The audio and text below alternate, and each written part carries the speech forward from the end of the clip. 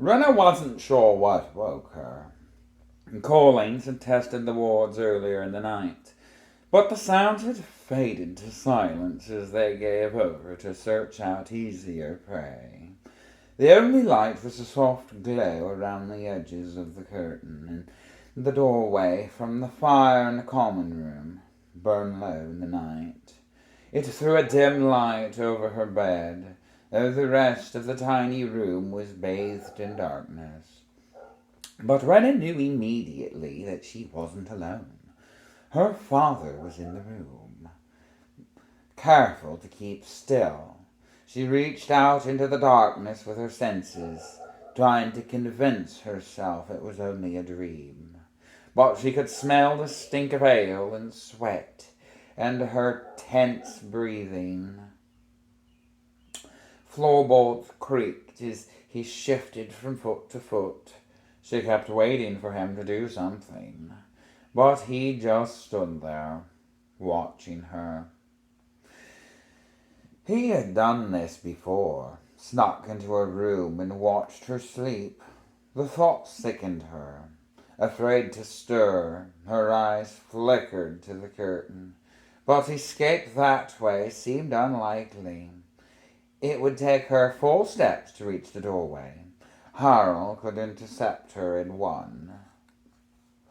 The window was closer, but even if she could unlatch the shutters and throw them open before he got to her, it was deep in the night, and demons prowled the darkness outside. Time seemed to slow as Rena desperately tried to think of a way to escape. If she ran through the yard, she might make it to the barn before a calling caught her. The big barn was warded and not connected to the house. If she made it there, Harold couldn't follow till morning. And perhaps by then he would have slept off his drink. Running into the night went against her very instinct. It was suicide. But where else was there to go? She was trapped in the house with him until sunrise. Just then Harold shifted, and she caught her breath. He came slowly over to the bed, and Rena froze, like a rabbit paralyzed with fear. As he came into the light, she saw he was clad only in his nightshirt, his arousal jutting through the cloth. He came close to her, reaching out to touch her hair.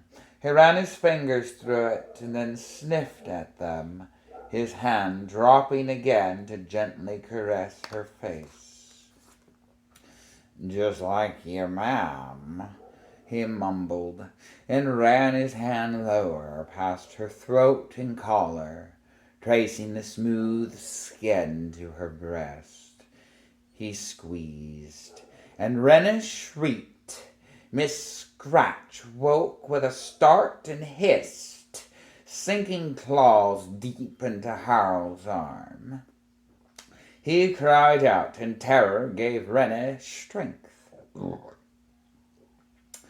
She shoved at him, throwing him backward. Drunk, Harold stumbled and fell to the floor. Rena was through the curtain in an instant. "Girl, you get back here!" Harold cried, but she ignored him, running hard for the back door to the small barn. He stumbled after her, tangling in the curtain and ripping it from the rod. She was through the barn door before he freed himself, but there was no lock from the inside. She grabbed a heavy old saddle, throwing it against the door, and ran through the stalls. "Cold spawn it, Rena! What's gotten into you?" Harold cried as he burst through the door. There was a cry as he fell over the saddle, cursing loudly. "Girl, I will tan the skin off your horse! You don't come out of hiding!" He called, and there was a crack like a whip. He had pulled a set of leather reins off the barn wall. Rena made no reply, crouching in the darkness of an empty stall behind an old rain barrel as Harold fumbled with the striker to light a lantern. He finally managed to catch the wick, and a flickering light sprang to life, sending shadows dancing around the barn. "Where you going to, girl?" Harold called as he began to search the stalls. "Gonna be worse! I'll have to drag you out." He cracked the reins again to accentuate his points, and Rena's heart jumped. Outside, the demons, drawn to the commotion, flung themselves against the wards with renewed fervor. Ward light flashed through the cracks in the wood, accompanied by calling shrieks and the crackle of magic. She wound like a spring as he drew closer, every muscle coiling tighter and tighter until she was certain she would burst. His muttered curses grew fouler and fouler as he went, and he began flailing around with the reins in frustration. He was only inches from her hiding place when Rena burst free, running deeper into the barn. She came back to the back wall, cornered, and turned to face him. "Dunno what's taken you, girl," Harl said. "'Spect I need to beat some sense into you." There was no way past this time, so Rena turned and scampered up the ladder to the hayloft. She tried to pull it up after her, but Harl gave a shout and caught the bottom rung, yanking it back down and almost pulling Rena down with it. She only barely managed to catch herself on the trap and lost her grip on the ladder completely. Harl hooked the lantern and began to climb after her, reins in his teeth. Rena kicked out in desperation, catching her father full in the face. He was knocked back off the ladder, but the floor was covered with hay and broke the worst of his fall. He grabbed the ladder again before she could pull it away and came up fast. She kicked again, but he caught her foot and shoved hard, sending her sprawling. And then he was up in the loft with her, and there was nowhere to run. She was only half on her feet when his fist connected with her face, and light exploded behind her eyes.